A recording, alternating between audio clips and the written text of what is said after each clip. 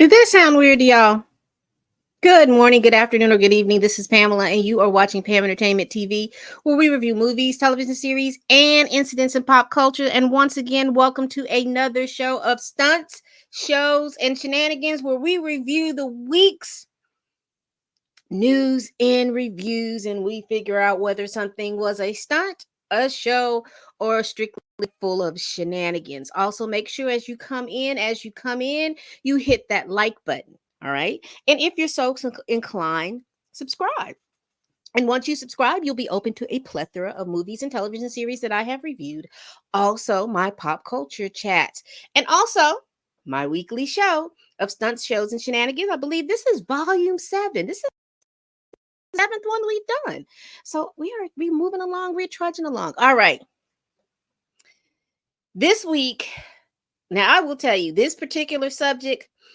I know that I have aged out of this particular subject, but I'm going to talk about it anyway because you talk about the stunts, the shows, and the shenanigans that went on this week about this Drake and J. Cole rap beef. Now, people are calling it the best thing to happen to hip hop in probably 10 or 15 years. I don't know. I don't know. All I know is a lot of stunt shows and shenanigans. And I'm going to put this back up on the screen because you saw it before. And I'm going to share my screen and tell you this right here because a lot of folks in rap thought that I was crazy, but J. Cole was right. J. Cole was right to move out of this rap beef as soon as it started. He put his foot in the waters. You know, it was like they were all out there on the ocean and they was on the yacht and they was out there in the water swimming. J. Cole jumped out in that water and then he looked around and he saw all the sharks and he was like, wait, let me get out of here. Let me get up out of here. Y'all got it. Y'all do all what y'all need to do over there. But as for me and mine, I'm going back home to the house because, peace is what's more important to me. We're going to get into that. Let me stop sharing my screen. Let's get into some of the stories that we're going to talk about before we get into this rap beef. Listen. I was perusing these streets. Let me see if I can pull it up. I can.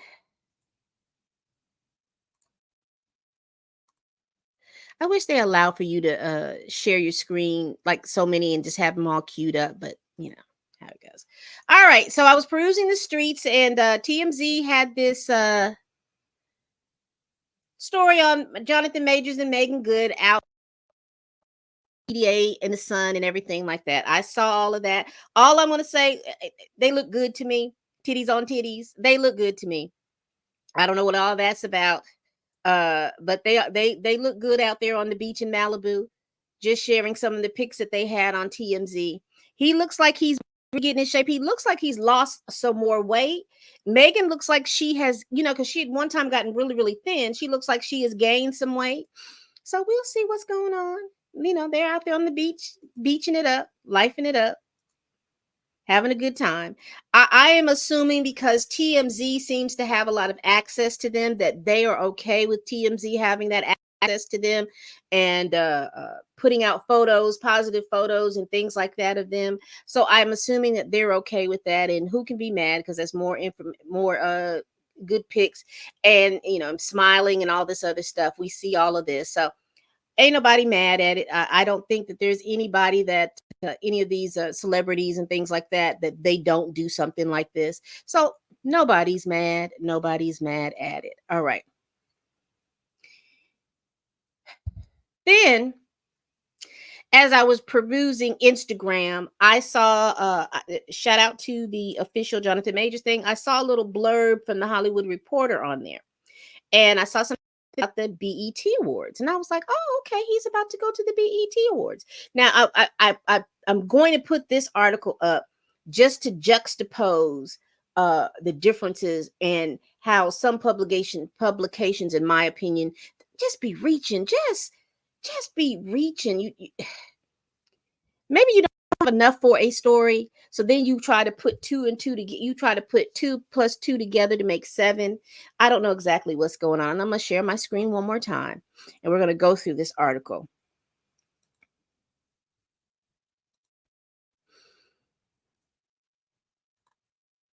So then I see this. And I'm going through it. The headline says Sean Diddy Combs, Jonathan Majors appear on ballots to pick BET Award nominees. And they have it in parentheses exclusive, like they just got all the tea. And this is by Mesfin Thakadu. I probably can peek, but I don't really care about who that person is. So they wrote this article. And it says first round voting to help determine nominees for the June 30th awards show opened this week. And the controversial figures are on the ballot for categories like Album of the Year and Best Actor. Okay. So going down through the article, they talk about Sean Diddy Combs and Jonathan Majors, who are both embroiled in controversies and allegations, appear on the ballot designed to pick who will be nominated at the upcoming BET Award. Now, as you go on and you go through this article and you're like, okay, so they're being nominated for a BET Award. It appears to be the first round. What is the big controversy? I think the controversy is the fact that they were nominated. And you know what's going on with Sean Combs. We know what has gone on with Jonathan Majors. And I think those two things are the things that they're trying to make up the thing. But here's what they keep going on. It says the first round voting helped determine nominees for the June 30 kicked off this week. And Combs, the Love album Off the Grid, is on the ballot for Album of the Year, while the album track Closer to God with Tiana Taylor is in competition for Best Collaboration. And Diddy's guest appeared on Metro Boomin's Pop Smash Creepin', also featuring The Weeknd and 21 Savage. They appear on the ballot as well. And so I see what they're doing is that, okay, you've got this controversial figure that you put here. Sean Diddy Combs is a controversial figure. So therefore, I'm going to show you all these other people that are surrounding him and make you question these people for doing work with someone else. We're going to make you question all of these people, right? So then you get down to Jonathan Majors. It says here, and let's read it. Majors in contention for Best Actor alongside 100 other performers to be considered. Actors should appear in a movie or TV show that premiere between March 16, now this is key, March 16, 2023 and March 15, 2024, right? That is when you're to be considered. Then they come here. Major's recent credits includes Creed 3, released on March 3rd, 2023, and Quantumania, released on February 17th, 2023.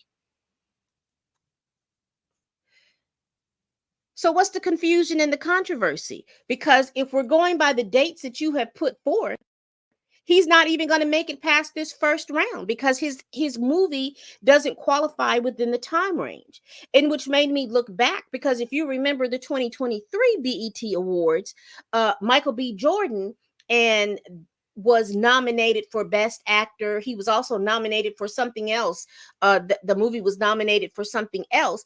And that's when they met the criteria in order to be nominated. So he's not really meeting the criteria in order to be nominated. So if we're thinking unless they make an exception, which I probably doubt, he's not going to make it through this round. So going back up, what's the controversy? Why couldn't you have, this was not really a big controversy, but you see how they tried to put like all of this. The controversy is Sean Diddy Combs. He's got a lot of stuff going on. His stuff is over with. So why are you lumping these two together as if it's a big problem? It's not a big problem, because not from what you're saying, it's not a big problem, because he doesn't even meet the criteria according to the information right here that you just gave us. If his movie released on these dates, he doesn't meet the criteria. So what's the I was like, okay, that doesn't make any sense. It doesn't make any sense, but we're going to move on. But I just wanted to put that out there. People get excited about the fact that that he is slowly but surely getting back in, and that is a wonderful, wonderful thing. We do not have any slander over here, but I just feel like, wow, you made this big old deal. You made the big old deal about this particular article, trying to make it seem like there's something untoward going on, and all it is that somebody put his name through. Believing that he should have had his just due. They put his name through, and not understanding and probably not even seeing the fact that he might not be able to be nominated for that particular award. So let's see who's all in the place to be. Let's see who's all in the base to be. Hey, Kat, what is the War of 1812? What is that? And shout out to Kat. She just gifted 10 people with memberships to my channel. I really do appreciate that. If you all want to be a member of my channel, please grab up one of these memberships. Shout out to Kat for doing that. Wonderful. Hello, Juanita. Self-preservation. I'm still trying to figure out what is this 18? What 18? I don't see what that was. All right.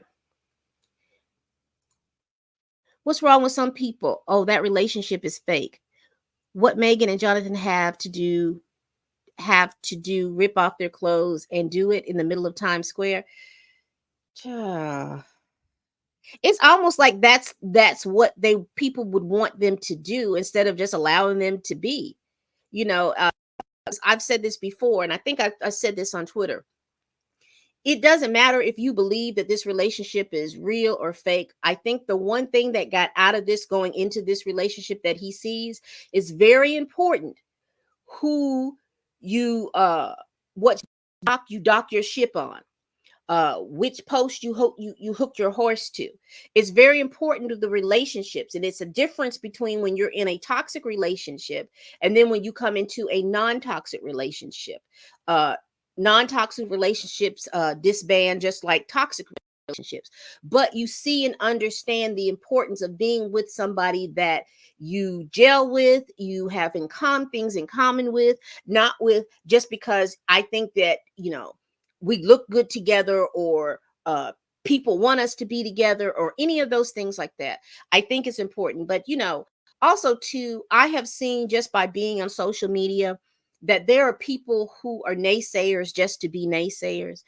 When you see them out in the real world, they are out here in toxic relationships, just like the people, and they want to tell you how to live your relationship, and they're in the same boat. So I don't know if it's a misery loves company type situation, but yeah, it's a mess.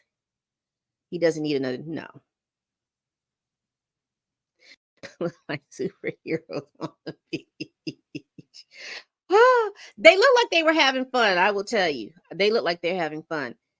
Drake and Kendrick reminds me of the East Coast, West Coast, Tupac and Biggie.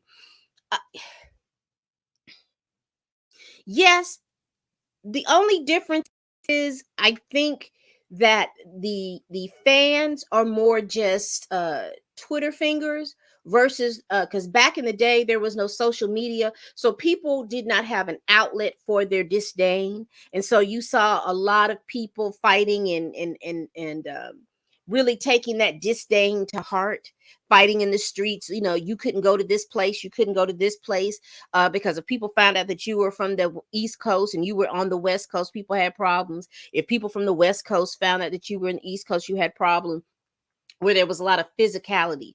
Right now, we got a lot of Twitter finger trolls, and we got a lot of people who are very, very invested, emotionally invested in this. And it's super stands. You've got a lot of super stands that are very very tied to their person, and it doesn't matter what happens or what is said. They're very tied, and they will find fault anything. But we will continue to get into that. We will get into that. Oh, yes, ma'am. Yes, ma'am. I don't know who he pissed off at the Pinks Media Group. I really don't at this point, because when you look at other publications and things like that, they barely even mention him. Have you noticed that? If it's Rolling Stones, The Hollywood Reporter, Deadline, I want to say Variety as well. When you look at a lot of these other publications, unless it's something really, really going on, they're not really checking for him and Megan like that. They're not really checking him like that. So I'm always of the belief that there is something behind something, and the connection is the connection, and it could be just as loose as possible. But I am quite sure that there is some type of connection with somebody that Jonathan Majors has come across that Jonathan Majors and that person did not have a good interaction. And so this is the result of it, because, some people are, petty McGee. And, like I said, I don't know, but that's what it seems like, because this publication, you will see a lot of information, even when it has nothing to do, because Marvel fired him. And so when they're talking about Marvel news or anything, they find a way to weave him in there when he's not even weavable to weave in there. You know what I'm saying? So it's something that's going on, and enjoying themselves. And that's what you should do. I don't know why people get together and be miserable. Enjoy yourself. Get out, do stuff, enjoy yourself. Find somebody that meshes with your personality and get out and enjoy yourself. They are annoying. And it's just, I've just noticed that, like I said, they continue, they continue, they continue. And again, thank you, Kat, for gifting 10 participants with membership. So you all catch on to that.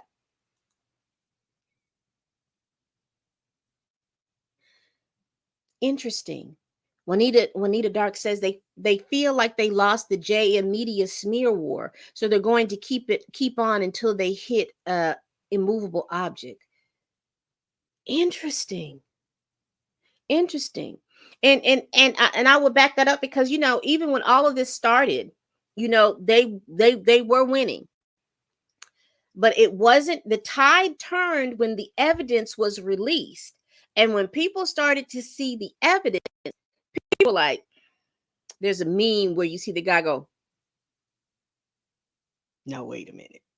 The way y'all were talking, this man did all of this stuff, and now we look and see the visuals, and he is running 5 city blocks away from her. But he was supposed to have done all this stuff in the car, got out of the car, and then ran 5 or 6 blocks, and she chased him. But she was supposed to have all of that stuff done to her inside of the car, which the jury said that they didn't believe because they found him not guilty of the intentional. But that is so interesting. That is so interesting. All right, let's see. You're fine, Barbara. You're fine, Barbara. I think Jonathan's mother likes Megan, and that will make all of the difference. True. It does, it does. All right, let's move on. Let's move on. I'm just trying to see if there's anything else. Everyone's saying their hellos, hellos, hellos. Hello there, sir. How are you? Thank you for joining. Thank you for joining.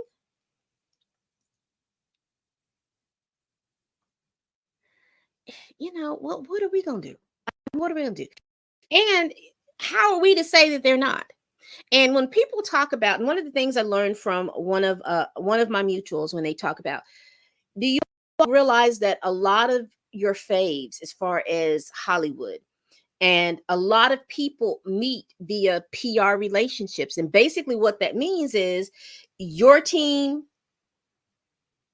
PR people, and their team, PR people, publication people, agent. And when I'm saying PR, I'm talking about people in your camp and people in their camp. They are talking amongst each other, and they're saying, oh, my person likes this, that, and the third. Your person likes this, that, and the third. Maybe they should meet. And a lot of Hollywood people meet because of their people and their PR relationships. Are there PR relationships that are strict and straight phony? Yes. There are a lot of people that say, well, my what was that guy's name? He was on Jackass, that MTV show Jackass back in the day, and he was paired up with Lionel Richie's daughter. What's her name? Is her name Nicole? She used to be on that show with Paris Hilton. Is her name Nicole? But they were paired up, and he said that was because both of our images needed a rehab. Both of us had gone through rehab, and so they paired them up to show that, hey, even after rehab, people can get together and stuff like that. They were in this relationship. I think they said 6 to 7 months. They made sure that they went to dinner together. They made sure they did all these other things there, and then they slowly moved on into another different relationship. A lot of these people. Thank you, Juanita. Thank you, Nathan. It was Nicole Richie. Yeah. They were in like a PR relationship, and that's a beneficial, it's a beneficial thing. There are other people that were in beneficial PR relationships that got together, and the relationship is going, and we'll just continue on. But whatever you think about, whatever you think about it, that's the basic of it. And what you think, the extreme, people are in trouble, so they try to get themselves with somebody else to help repair their image. They do all of that. Nicole Richie is married to one of the twins from Good Charlotte. Yeah, Karen Diaz is married to the other twin. Okay. Ooh, are they identical? I'm so sorry. My brain it went so left. I am so sorry. Because I'm like, if they are identical, I think, no. All right. Sorry. My brain went left. Sydney Sweeney and the hot guy in her movie played up the fact that, oh, maybe we are a couple, but they weren't, but it helped sell the movie. Exactly. Because again, Hollywood sells a dream. Hollywood sells a fantasy. And a lot of because what do you all call it now? People are shipped. These people are shipped together. So you all are shipping people together because again, it is a fantasy. It is a dream. Oh, we think that they would look good together. They should be together.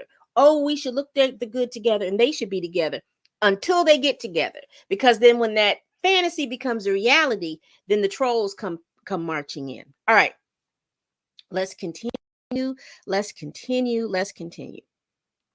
Now, this is surrounding the story that we're going to be talking about today. But here's one of those things too, when people tell you to Google it to find out stuff like that. I Googled this and I didn't find but maybe like a Twitter page and maybe like one or two, but they're hip hop blogs that were talking about this. This didn't make any major news. I went through all of the little major news to see when this happened, but let me share my screen. And I started thinking, I'm wondering, is this like some controversy around this Drake beef, this Drake and Kendrick beef? Because I know that this particular person had dropped a song, a record as well. Let me share my screen. And y'all please hit that like button. That is your interest fee. And I need for you all to be in here legally with your likes.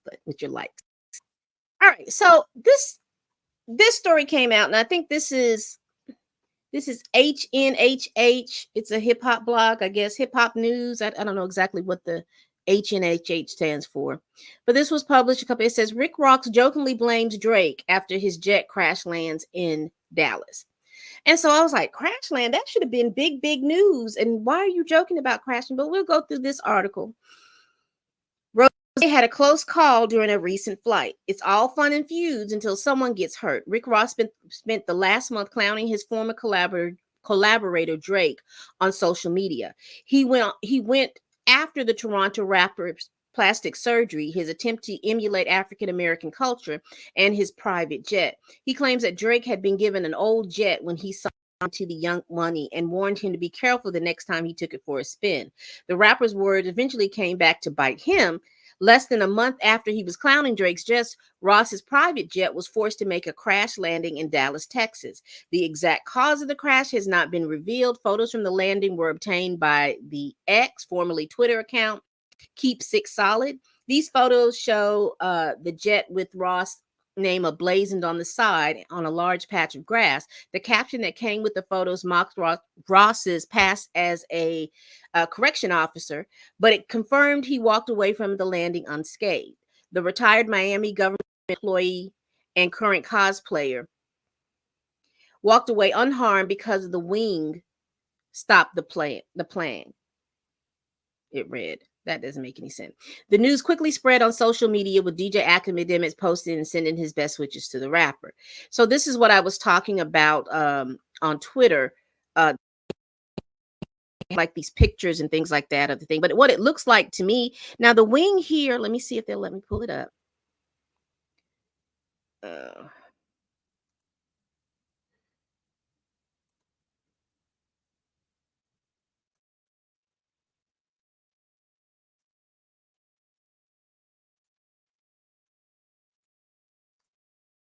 So this is what it looks like it happened to me. It looks like they ran off the runway while they were braking. That's what it looks like to me. Let's go back. I see the wing looks, I don't know if that wing is broken. I don't know if I can make that bigger. Yes, I can. Yeah, it looks like that wing is a little tattered. And also that they had, scrunched up on the ground. So I saw this, but I didn't see anybody else make such a big a thing on it. But Lord, that's kind of scary. But for him to make jokes about it, good Lord, that seems a little awful. All right.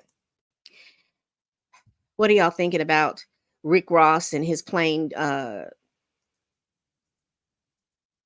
peeling off the runway and coming to to do a crash landing on the runway? I just found that to be scary, and I just didn't know what to think about that.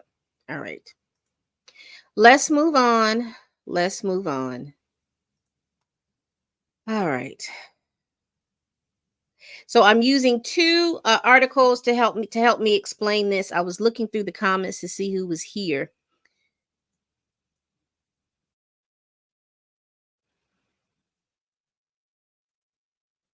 All right, let's see.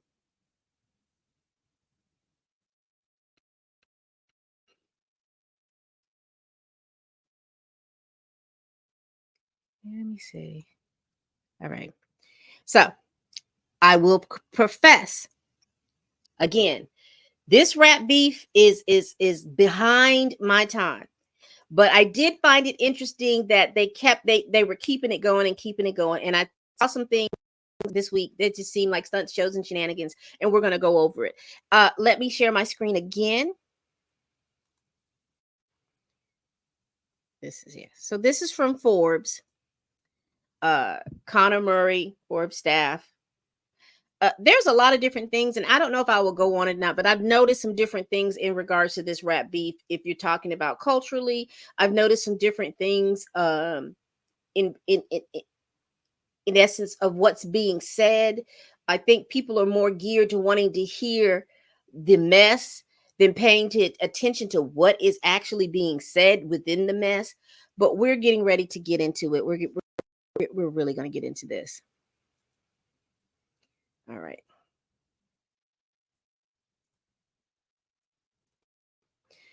All right. We got Drake and Kendrick Lamar feud timeline. They dropped competing diss tracks, Family Matters, and Meet Grams almost simultaneously. But we'll catch y'all up. We'll catch y'all up to this week. So, according to Forbes, Kendrick Lamar and Drake continue their long-running beef, but it quickly escalated Friday night with the competing new diss tracks as the feud continues to rapidly grow to include other rappers. So here is what Forbes' timeline is. Forbes said back in October 6th, Drake and J. Cole collaborated on this first person shooter. And they said that Cole raps that himself, Drake, and Lamar are the big three of rap. They said that in March 22nd, now this was some months later, Lamar responded on his verse with Metro Boomin and Future's song Like that he was slamming the rappers for sneaking him, and he rejected the idea of being in the big three. Instead of rapping It's Just Me. So these songs are on YouTube. You can go on YouTube and you can hear these songs. Okay. So then on April 5th, they said J. Cole dropped his own Lamar diss track called 7-Minute Drill, which he fired warning shots at the rapper, accusing him of seeking attention and slamming his latest music release as tragic. Now all of these songs I had to go back and listen so that I can hear and verify some of the things that they were saying. Now J. Cole's, it was cute for what it was. It was cute, but the baby 2 days after he released it, J. Cole said, no ma'am, no sir, nobody, nothing. I'm gonna get out of this rap. Now, in my opinion, J. Cole on April 7th, J. Cole knew something. He knew something. Somebody told him something, and he was like, you know what? I'm gonna go home because y'all are not about to air out my business. Y'all are not about to air out anything I got going on. I think that J. Cole knew something and he decided to hit it out. And shout out to Blue Minati. Blue can't stand the fact that that J. Cole bowed out. He don't like that. But I'm saying that just like Magneto was right, J. Cole was right. He was quite right to bow out of that situation because it became a mess. So J. Cole is gone. So then Drake responds to Lamar with this song called Push Ups.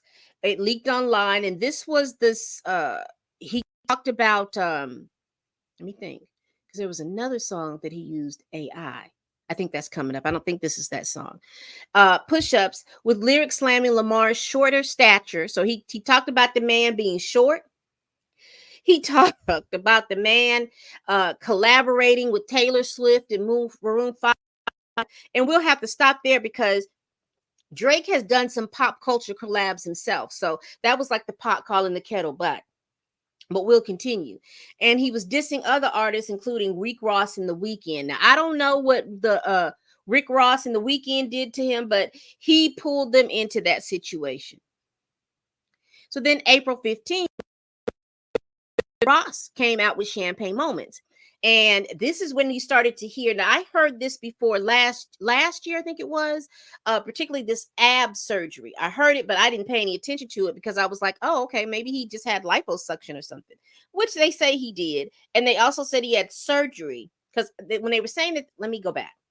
When they were saying that he had ab surgery, I understood it to be that he may have had liposuction. And I didn't think anything of it because of the fact that, hey, a lot of people, a lot of our faves, men and women, have a lot of cosmetic procedures done. There's a lot of, and cosmetic procedures are different on men and different on women. So let me just come back here. Cosmetic procedures are different. Men and women get liposuction. Men and women get hair transplants. Men and women get their nose done. Men and women have facelifts. Women will get their breast augmented and things like that. However, it seems like there is a procedure in men where they can surgically put abs on your stomach. And they're saying that was the cosmetic. So in other words, they're saying that Drake had a BBL on his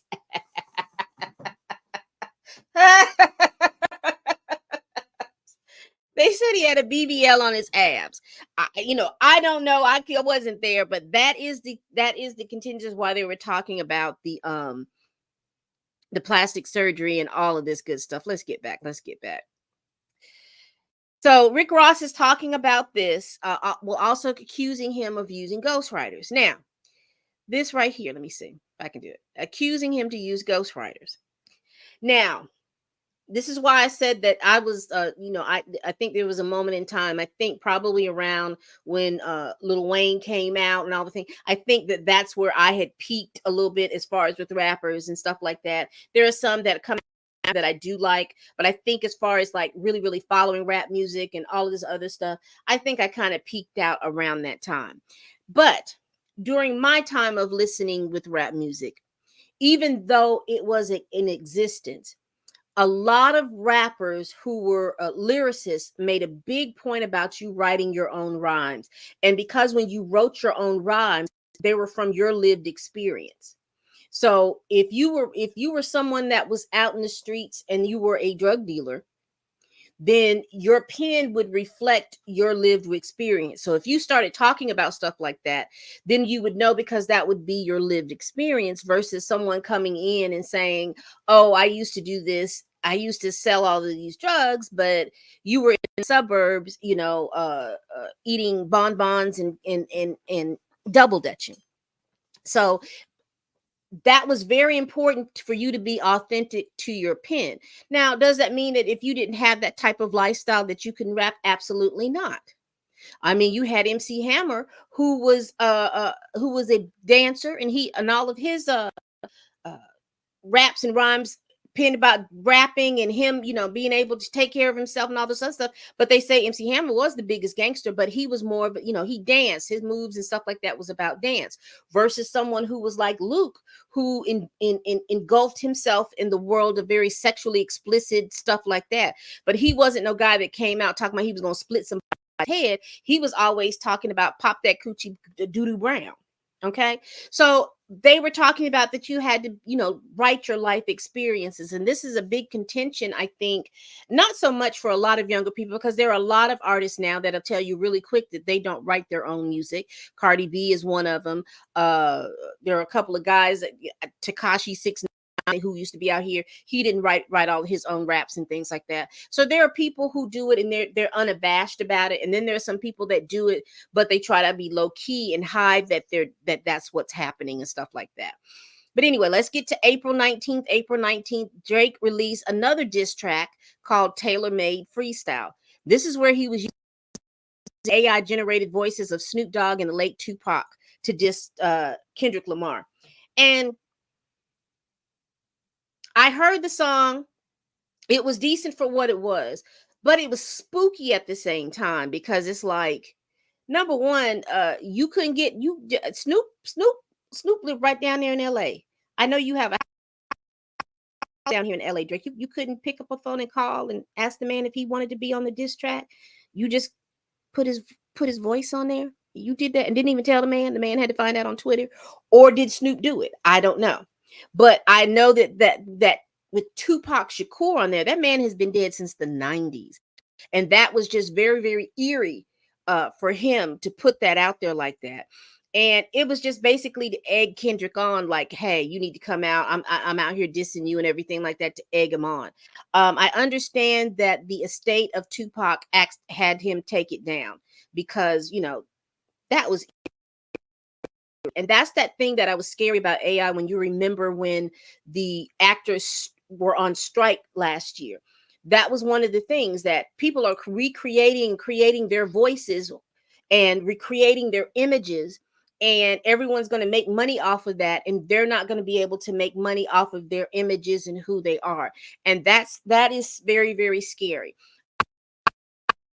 I look at it on a whole nother side. I look at it the fact that somebody can take your voice with this AI and do nefarious things. Now, I don't have the article pulled up because I just remembered it as I was sitting here talking right now.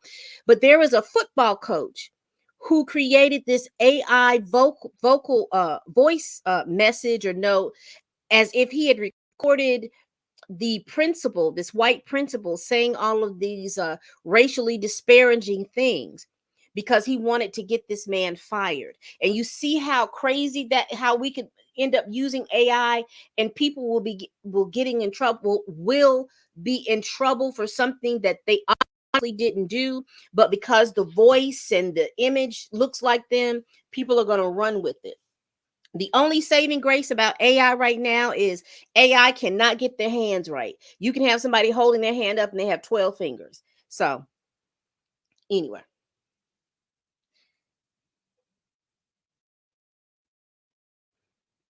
Let's see.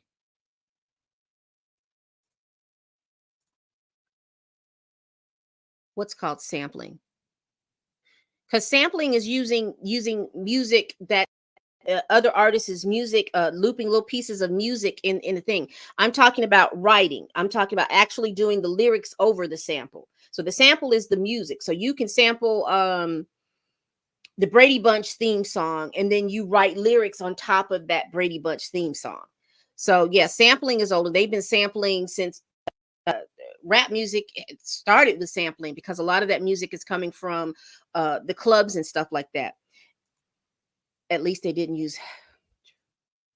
That's spooky too. Let the dead be dead. Allow those people to live. If they did something while they were living and it's on screen, you can show that till forever. But if they died and you recreated something from them up there, I didn't like that. I remember they were talking about doing that with Whitney Houston, Prince, and somebody else, that they want to put them on there. And I was like, let them people rest. You just want them to perform in perpetuity. Let them people rest. All right. So Drake did the Tailor Made, and he this was for Kendrick. Then they say Kanye West jumped into the beef on a remix of Like That. Now you remember that was with Metro Boomin, Kendrick Lamar, and Future. All right. So he added on to a remix for that. So then Kendrick Lamar dropped Euphoria. It was a 6-minute long diss track in which he just talked about Drake, his identity, things he shouldn't be able to say, his ability as a father. He calls him a scan artist. He questions all of this stuff about this. He uses Blue and Tina did a and that's She Dreads Me. They did an hour-long YouTube video about this rap beef. And so uh go watch that video. They talk about this.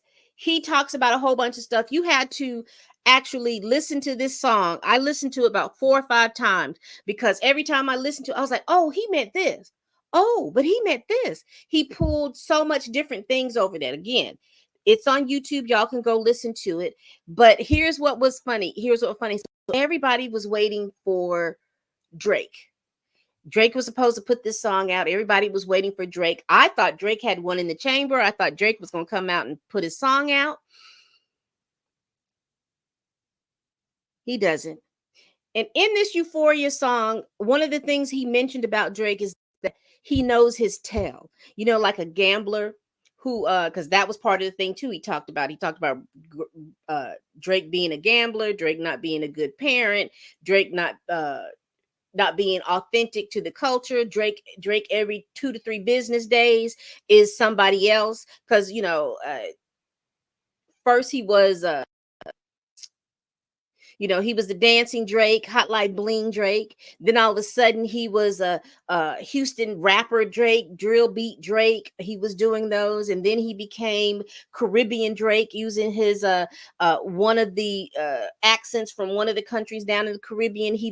So he was like morphing into all of these different personas of Drake and stuff like that. He was talking about that.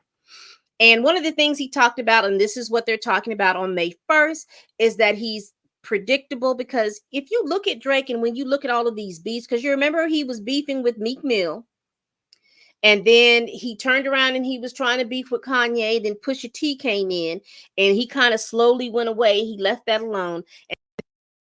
And he's coming back out. He probably beefed with somebody else in between all of this. Now he's coming back and he's with Kendrick Lamar. I don't think he learned his lesson for Pusha T. He just hasn't learned his lesson, because when Pusha T exposed that he had a baby,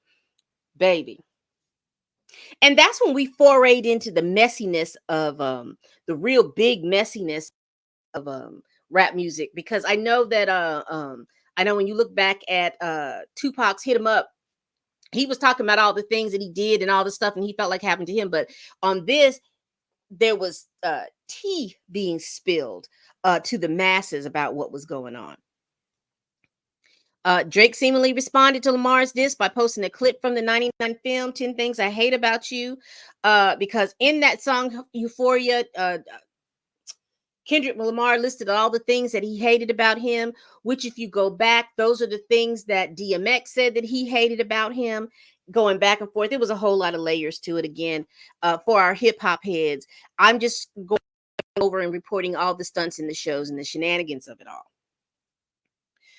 So Euphoria jumped from number 19 to number 1 on the daily US Spotify chart, while Drake's Push-Ups rose from number 15 to 11. And so they both had big streams and all this other stuff. And Taylor Swift always seems to be in the middle of, you notice that if you go back, Taylor Swift seems to be in the middle of a lot of rap stuff. You know, you remember when Kanye got on stage and back, what was that? Was that the MTV Awards? I think it was the MTV Awards, when he said Beyonce should have won this and anything like that. So you see her there. You see Taylor Swift in something else. It was something else with Kanye West again. And now you see her in the middle of all of this. So she stays in rap beef, and I don't even know she raps. So then, now here we go. May 2nd. When did he drop Euphoria? April 30th. May 3rd. Lamar dropped a second diss track called 616 in LA. Now, Kendrick Lamar dropped one song. He waited. I think Kendrick Lamar knew that Drake was supposed to drop his diss track, Family Matters. I think he knew he was going to drop that Family Matters. So he dropped this 616 like, hey, you sure this is what you want to do? Are you sure this is what you want to do? You want to drop this track? Because I think he was aware of what was in this diss track. So then on May 4th, with all the everybody was awaiting and anticipating Drake dropping his. Now, what do I think about those things? I thought Euphoria was good, but Euphoria made me think, and I had to go back 2 or 3 times to listen to it, but I still enjoyed it. Then Drake dropped his song Family Matters. Uh, I will say that Family Matters, I enjoyed it too. I think Drake pulled, he was rapping, even though he had his folks to help him to write the raps. That's cool. But I like the flow, I like the music, I like all those different things. I think he hit back on all the people that he felt like he needed to hit back at. He did a good job. Baby, let me tell you how that went. When I heard that Drake dropped his diss track, I was 3 minutes in, because I was probably about 10 minutes late when they said that they dropped it. I was like 3 minutes in, and I was sitting here on my computer listening to the song, and my Instagram was going, and then I refreshed Instagram, and when I refreshed my Instagram, they said Kendrick just dropped Meet the Grams, and I was like, Meet the Grams. I was like, what is that? What is it? He did not even allow, and this is the shenanigans of it all. Kendrick did not allow for Drake to live in the limelight for at least an hour. He dropped his track from some 616 to Meet the Grams. He dropped that diss track 15 minutes in, so people didn't even have an opportunity to ingest what Drake was talking about. Then Kendrick Lamar dropped his diss track, and when I tell you, going through that evening last evening, the the way people's minds were shook, because they were like, wait a minute, how did he drop all of this at the same time? When did he get all this information for? All of these things going on. If you're a Kendrick Lamar stan, baby, you all are excited. This was what y'all wanted to hear. You wanted to hear a lyricist. You wanted to hear the double, the triple, the quadruple, and the quintuple entendres. You wanted to hear a lyricist at work. You wanted to hear somebody dissect somebody down with all of the lyrics and all these different things. You were absolutely tickled pink. If you were a Drake stan, you were absolutely tickled pink. It was a little bop that you can bop to, because apparently Drake stans say that it's not a good diss record if it doesn't have replayability. I've never known a diss track, and like I said, I have aged out of it, but I've never known a diss track where people are just in the club really just popping and popping uh like they did. I mean, you heard the diss track, you heard it for what it was, and then you usually put it to bed. It wasn't anything that you needed to be on Spotify for 30 weeks or anything like that. It has a specific function. It is a track. Diss track. So, what are y'all thinking about these stunt shows and shenanigans? These people out here rap battling each other, doing all of this stuff. Now, if you're going back and forth on Twitter, like I said, the Drake fans, are saying that because everybody is trying to figure out, how did Kendrick Lamar get all of this information? How did he get all of this stuff? Now, you let the Drake stand say it is because Drake was calculating. He put somebody out to feed Kendrick this information, and he had that information in the chamber. But I don't think so. They're saying that in this last song, Meet the Grams, Kendrick says that he's dropping the fact that Aubrey is supposed to, that's Drake, Aubrey is supposed to have an 11-year-old child somewhere. The Drake stands are saying, no, that's not true. He planted that because he knew that Kendrick was out here looking for information. But in Kendrick's song Euphoria, he was saying that Drake was looking for information, and he didn't get as much as that he thought he was going to get. I don't know. Let me see what you all are talking about. Totally making it funny about sampling 2x4. Okay. According to many conspiracy theorists, Tupac faked his death and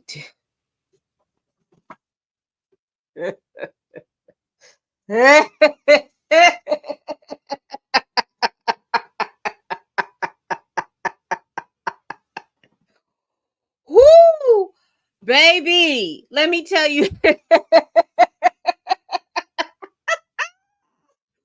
Whoo, let me be very, very real. Jada,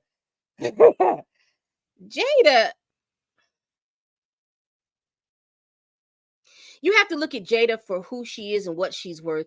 Jada likes attention, whether you look at it or not. She likes attention, and she wants attention any way she can. And I think that she mentions this Tupac because of the fact that back in the day he had mentioned that they were friends and stuff like that. And with him dying and how they died, when he died, they for some reason people gravitated to Jada to see how she was doing or something like that. And that love of that attention has never left Jada. And so she will she will milk that until she can't milk it, because of the fact the way the public and the people surrounded, like, hey, that was his friend, they were friends, all of this stuff, da da da da da da, they were in a lake. She is going to milk that. So she's the author of her own story. So, and if you've followed her for a very long time, you've heard her recreate or revamp a story that she has told too many different times to know that a lot of this that we see with Jada now is a lot of, and this is my opinion, seems like attention seeking. And you know how people like attention, they don't care if it's good, bad, or indifferent. They like the attention. And I think that that's what I see in regards to Jada. But be clear, he had moved on from Jada years he had moved on from Jada. Jada just harbored that love, that feeling and stuff for him, but he had moved on. He had probably, before, when he died, he probably was on girlfriend number 10, 11, 12, 13, beyond his and Jada's friendship. But child, that was funny. That was funny. Oh, well, that was funny. That was funny. That was funny.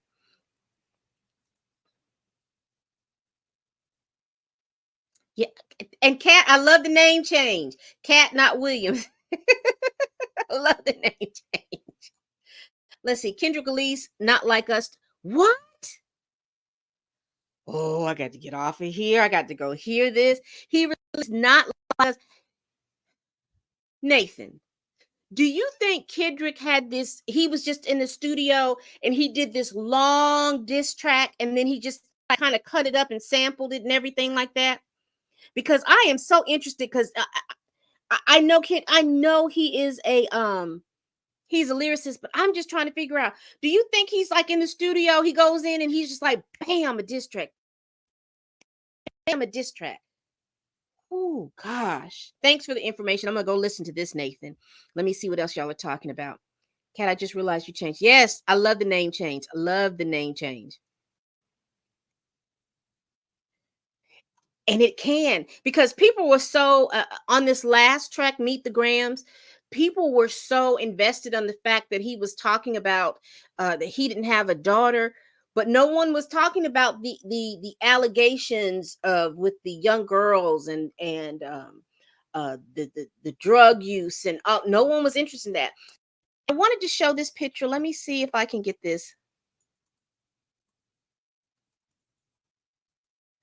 Let me see if I can get this picture up for you all.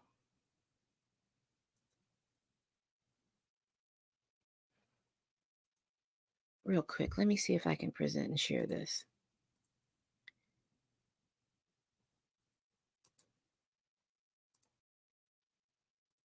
Yeah, but no one is talking about all of that kind of stuff, and that's interesting.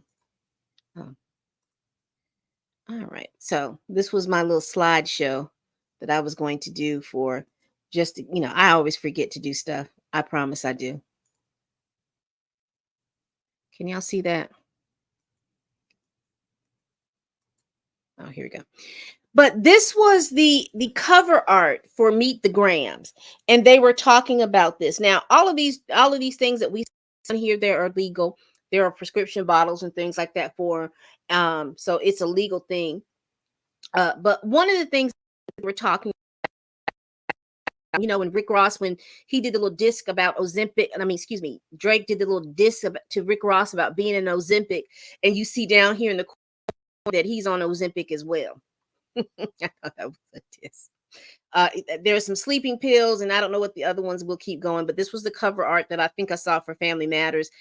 That's Kendrick Lamar, if you were not familiar with who Kendrick Lamar is. That's Drake, if you're not familiar with who's Drake. That's J. Cole, if you're not familiar with J. Cole. That's Rick Ross. That's the little one right here. That's Metro Boomin, and that's Future. Um, that is AI Tupac. This is real Tupac, and this is Snoop Dogg. This is ASAP Rocky. So I was showing these pictures because there are mentioned Drake in his last diss was mentioning names like Rakim, and Rakim is ASAP Rocky, who dates Rihanna, his ex. Again, Metro Boomin and Future, they're the two people that Kendrick Lamar did that song with. That he was when he told him that fuck the big three, it's just me. He's the producer.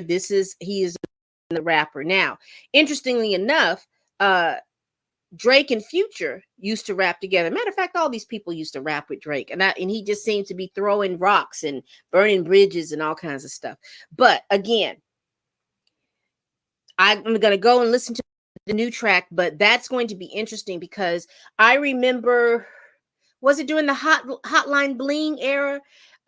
They were talking about him and a high school student on stage. They were also talking about him having someone in his camp that would go and get girls and bring them back. Now, Drake has rapped on a song about that as well, where he would have one of the members of his camp go get girls and bring them back, sort of similar to what we have heard via Cassie, what that Diddy would do. He would have people in his camp that were supplying the drugs. He would have someone in his camp that would go and get the girls or the prostitutes or whoever it was. He had people come in and do all of those things. So it is going to be interesting. It is going to be interesting.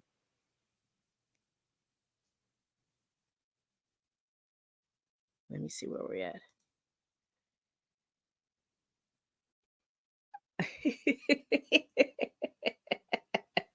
Yes, Cat Not Williams. Yeah, I could see that. Let's see. I'm assuming nobody in the chat knows who Snow the rapper was. He was a white Canadian rapper from the 90s. Is that the one with the bum bum down? Informer. Da da da da da da da da da da. Addicted bum bum down. I remember. I remember. I think that's him. You let me know, Barbara. But I think him. It's a dance track this time. Okay. He should go get Elon Musk lawyer for the possible. Ooh. He's on it. He really is on it. Because I'm just like, really? Are you just sitting down listening or what's going on? Snow that. I had his CD Informer. Yeah, that's the one. Informer. All right. Young girls and drugs use away. Use. We talk.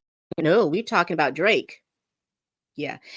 Well, here's a little thing. In one of speaking of this right here, there was a line or there was a rumor, or I don't know if it's true or not, that some guy literally pissed on Drake and he didn't do anything about it. Don't know if it's true or not. I'm just hearing it. Excuse me, y'all.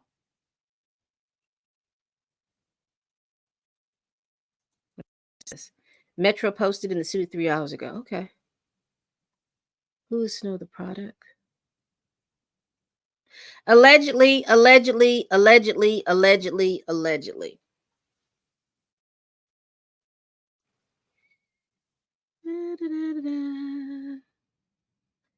Let's see.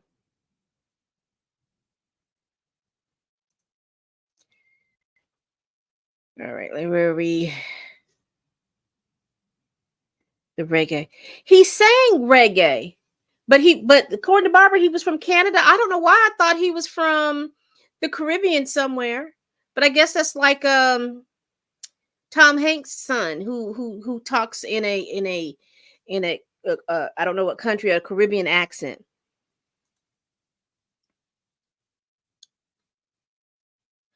Yeah. I hope Kenny has a lawyer on retainer. Mm. Mm. All right, people. That's what I want to go over, these stunt shows and shenanigans in the rap world with all these rappers out here fighting and feuding, and well, particularly Drake and Kendrick Lamar, but other people jumping in back and forth. What do y'all think about all of this? Are y'all impressed? Does it bother you? I'm just tickled because it has ignited for people in my generation. They're loving this because they're loving to hear both parties put out lyrics regardless of where they came from, being very lyrical and talking and stuff like that. I know the generation up right up under me, they love the mess. They love the mess of it all. And then that generation right below them, I think that they bond more for Drake because of the fact that it's beat driven. I put that through like ASMR. You know, a lot of people love that, and something to make them feel good, sound bathing and all this other stuff. So I attribute to the beats and stuff like that that they can be able to bounce and dance stuff to. So I think that that's why they love themselves some Drake. All right, people. Yeah, that's what a lot of people are saying is good for hip hop. Everybody blames Cat Williams coming out of the first of the year because you know you had Cat Williams, and I can't remember, was Meg the Stallion and that Meg the Stallion drop and that quasi beef that she had, because I think Nikki was beefing with herself. Because as I think about it, Nikki reminded me of, you know, you had, well, again, it might be generationally, and also it could be because I'm of the generation where I'm considered the but I remember having like either the auntie or the cousin uh who would be playing spades or something like that, and then they get to fighting, and the two people will be so drunk that they both will fall down and get back up, and the first person that got up would consider themselves the winner, and that would be that drunk aunt. And then she'll turn around and look at the person that's on the ground and say, like Nikki said, I went easy on you, bitch. Next time I'm gonna put my foot in you. And neither one of them really did it. That I'm over here making these videos every Saturday, 6 to 6:30 for about an hour. Hey, we're good. All right. Again, that's volume 7 of Stunt Shows and Shenanigans. What do you all think? What is this logging off? I logged off.